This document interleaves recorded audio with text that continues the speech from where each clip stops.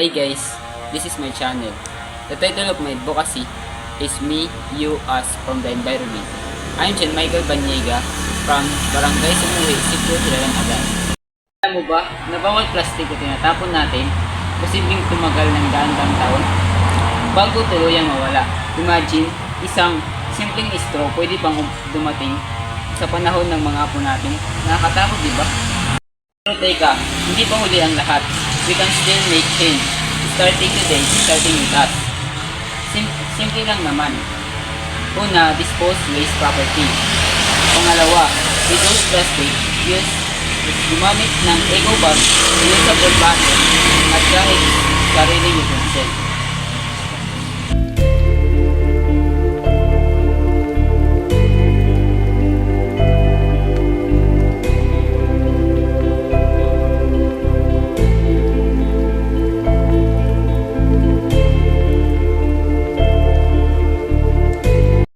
Natin, malit lang naman akong tao, makakapikto ba ako? The answer is yes.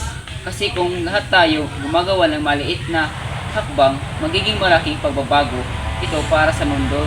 So today, I challenge you to start with one action, one choice, one step. Hindi lang ito para sa atin, hindi para sa mga henerasyon. Ang magiging epekto ng hindi tamang pagtatapon ng basura ay pagbara ng mga daluyan ng tubig. Kapag tinapon ng basta-basta ang basura sa kalsada at kanal, bumabara ito at nagdudulot ng baha tuwing umuulan. Sa madaling salita, kapag hindi natin tinapon ng maayos ang basura, tayo rin ang mahihirapan sa kalusugan, sa kapaligiran at sa hinaharap.